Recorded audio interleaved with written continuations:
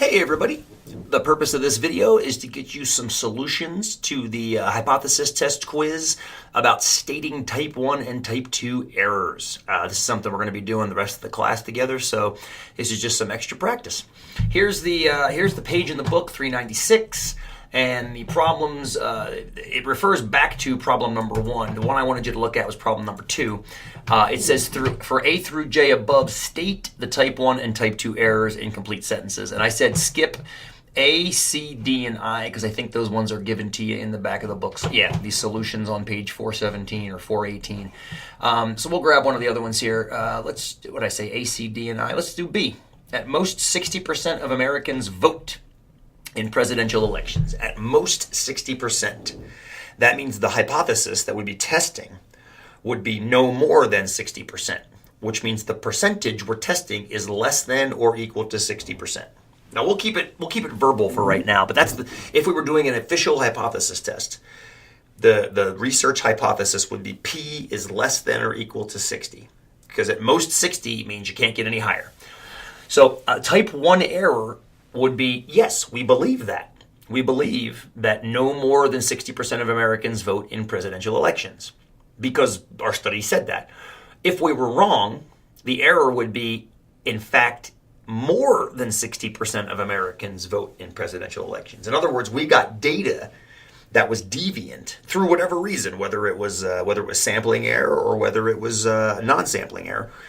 But the way to be wrong would be saying at most 60% of Americans vote in presidential elections when at least more, or when in fact, I don't know when at least, sorry about that. When at most, let me start again. I hit the mouse and then it right clicked. So the type 1 error would be saying at most 60% of Americans vote in presidential elections when in fact more than 60% vote.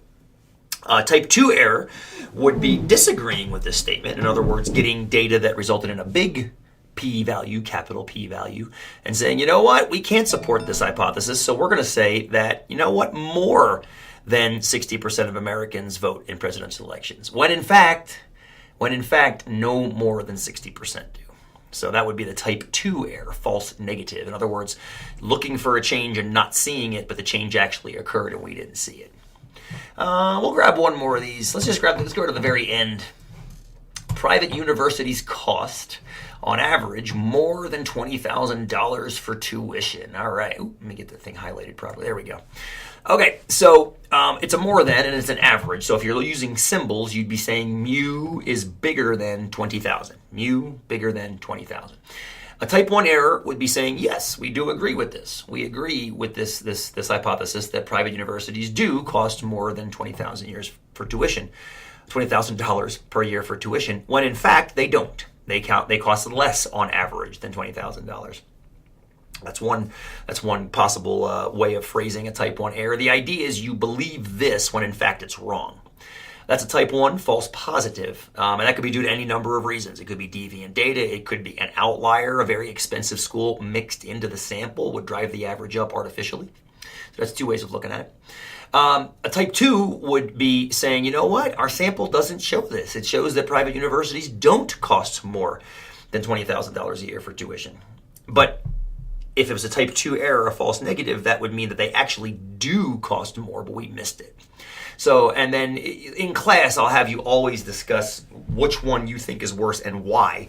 So I'm going to leave that as an open question because you all have varying different opinions on that, and I love them all. But depending on the context, false positives and false negatives they